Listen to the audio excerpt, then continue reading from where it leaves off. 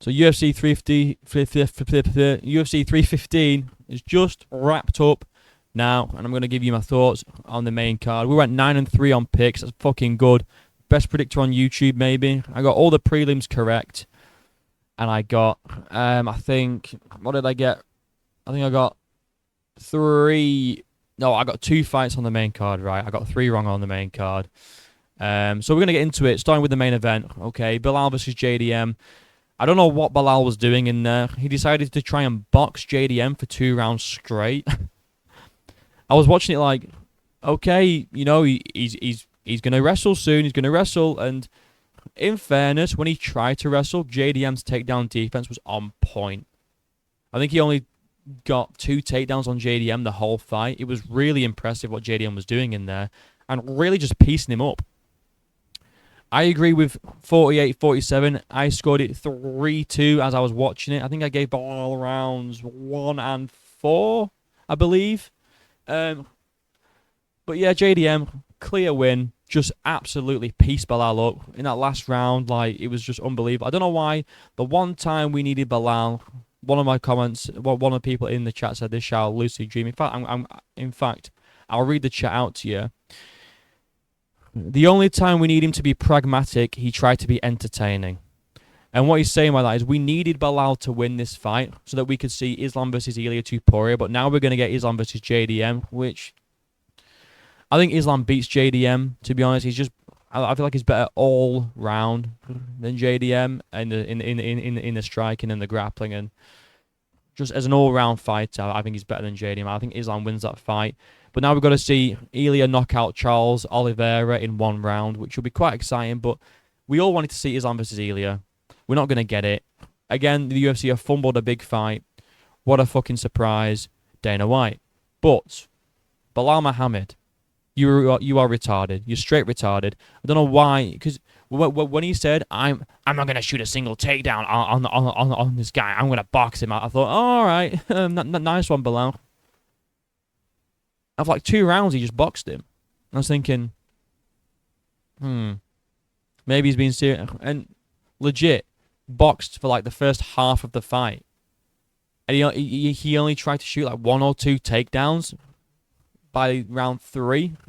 And he's like, I get JDM was stuffing most of the takedowns that Bilal was throwing at him. But at the same time, it's like, when has that ever stopped him from trying to get takedowns? Like, he needed to be spamming those takedowns to get the win. And he was just like, you know what, I'm just going to strike. I'm just going to strike with JDM. Like, what a retard, bro. It's like when people, like when Khalil and Jamal and Yuri and fucking everyone was like, I'm going to strike with Alex Pereira and prove a point.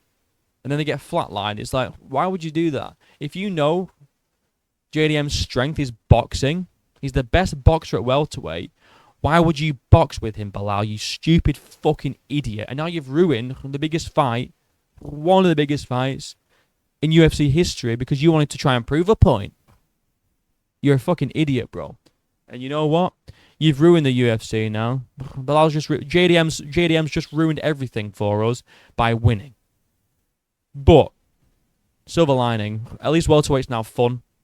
People are going to be excited to watch a welterweight title fight.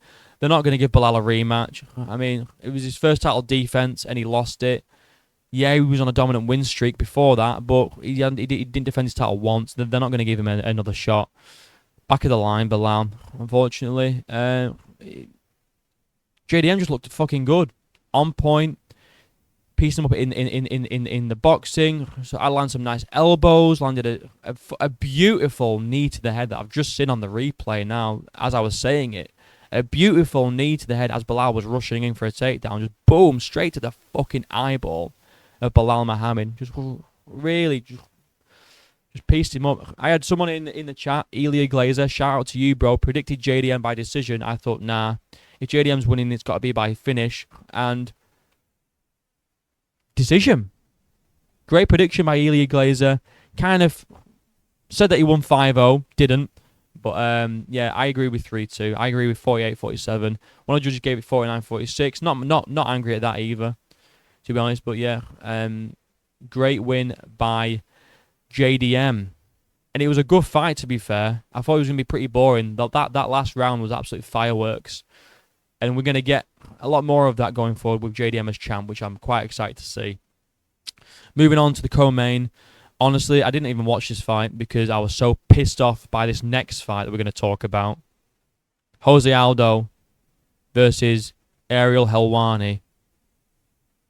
I'm going to do a whole separate video on this fight, so I'm not going to go into too much detail, but what a fucking joke of a scorecard, of a robbery that was. What in the fucking world were those judges watching? I had Aldo 3-0. 3-0. Even if you want to give the last round to Zahabi, even though Aldo sent him running around the cage with a knee and a head kick, nearly fucking finished him, right? Had him going from corner to corner to corner of the octagon, rocking him all over the place. And then Zahabi, when Aldo basically fell over, got into full mount, well, not full mount, sorry, into full guard and started, yeah, there was some damaging elbows, but that's all he did the whole round, was those elbows at the end of the round. How does that win you the fight? People gave Zahabi round 2, and I know it was close, but I think Aldo clearly won it 3-0 in my opinion. At the very least 2-1, but I don't see how you give Zahabi the final round. And like I say, I'm going to do a whole video on this one, a whole separate one, because I'm fucking fuming. No video package.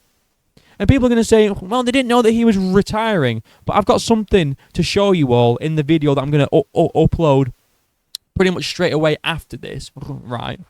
That you can all fucking see. Well, they didn't need to know. You just have to use like 2 brain cells to really figure out, maybe if Aldo loses, he's going to retire. Because he's old. And if he loses to Zahabi, ranked number 15, where's he going to go from here? Nowhere. Get a package ready, you stupid fucking idiots. I'm going to save it. I'm going to save it for the video. Robbery. Absolute robbery. Zahabi won. Now, it's going to be another Mario Batista type thing where everyone's going to be rooting to see Zahabi lose now. Like, I don't know why they rob it against Aldo, because everyone likes Aldo, and when he gets robbed, we all want to see the person that robbed him lose in the next fight. Everyone's going to be watching Zahabi's fight, hoping he gets absolutely fucking dominated and finished. I want to see him lose. I want to see Mario Batista lose against Marlon Vera. I don't think he will, though. I'm picking Mario Batista to beat Marlon Vera. And I want to see Zahabi lose his next fight. The fucking dick that robbed. It's not his fault. It's the judge's fault, but it still fuck Zahabi. Alright, moving down the main card.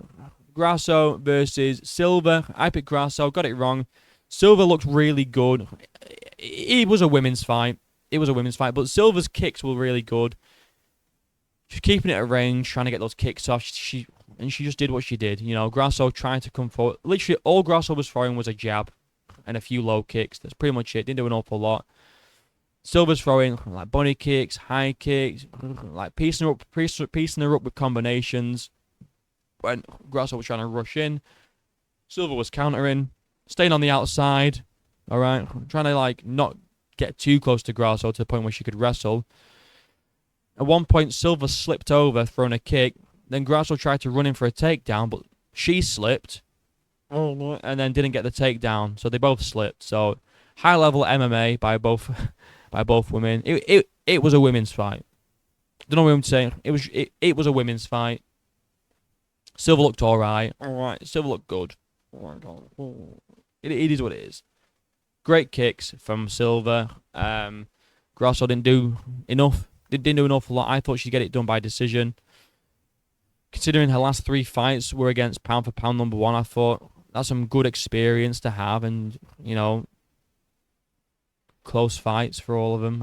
From what I can remember, I could be wrong, but yeah, it was a women's fight. It was okay.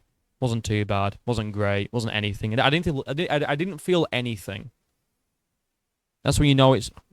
At least with the Aldo fight, I felt something. You know, it was anger, but I felt something. With this fight, I was just like, okay, I don't really give a fuck. Get it on a fight night, you know what I mean? And then we got Benoit Saint Denis versus Kyle Prepolek. I predicted Benoit Saint-Denis by finish, and he got it. He got the submission. Great performance by BSD against 1 week notice non-UFC fighter Kyle Prepolek, who's 0-2 in the UFC previously. I don't know really how it doesn't really tell us an awful lot about BSD. It doesn't tell us anything about him, where he's at the moment. A fight against Joel Alvarez would have told us if he's still worthy to be ranked or not. I mean, I'm surprised Kyle Prepolek made it out of round 1. He was actually landing some fucking shots on BSD, like some hard punches. So I think if Joel Alvarez was in there with BSD, it would have been a bad night. Because Prepolek's a fucking bum, and even he was landing some decent shots on BSD. But, you know, BSD, towards the end, just raining elbows in the clinch. Just elbow. Knee to the body, elbow. Just Kyle Prepolek just taking it, not even trying to defend it, not trying to get away from it. Just, elbow, bang. Just shit. He's shit. I'm surprised BSD didn't get it done in the first round, to be honest. But second round, not too bad. I mean, he looked okay, I guess. Those elbows were nasty. Kyle Prepolek needs to just... I mean, he's obviously not getting signed again, is he? But he's now 0-3 in the UFC. He's clearly not cut out for it, which is fine, you know. As long as you get wins on the regional, and you know you can do your thing on the regional scene. That's great. But for BSD, it's just he looked good. It's against Kyle Prepolek, you know. It's not against anyone like crazy. Like if he would have done that to Joel Alvarez, like pieced him up with elbows and knees and then submitted him in round 2, I'd have been like, okay, BSD's back. But we don't really know because it's Kyle Prepolek. But good fight. And then I got all the prelims right. I've not watched the prelims. I'll be honest. I'm going to catch up on them today because well, for the UK, it would have been 11 p.m. all the way through to now, which is 7 a.m. UK time, which I didn't feel like doing. Not for this card anyway. So I'm going to catch up on my prelims now. But yeah, I got all the prelims correct. Even the underdog picks like Bakauskas and Santos, you know, got them right. So I'm happy with my picks. So overall 9-3, not bad at all. Not a bad pick ratio at all. And yeah, JDM, man, making welterweight great again, but ruining lightweight at the same time. So bittersweet in my opinion. But like and subscribe. Let me know what you guys thought about the card. Thank you to everyone that joined the stream. Shout out to... I want to get your name right. I don't know if he's going to let me go back that far. I think it's Terry. Is it Terry? Joining the stream. Appreciate you, Terry, for joining. All right. Nice to see you in there. And yeah. Video coming out in like an hour about the Aldo fight. I'm fucking livid. Like and subscribe. Links down below. Till next time. I'll see you in a bit.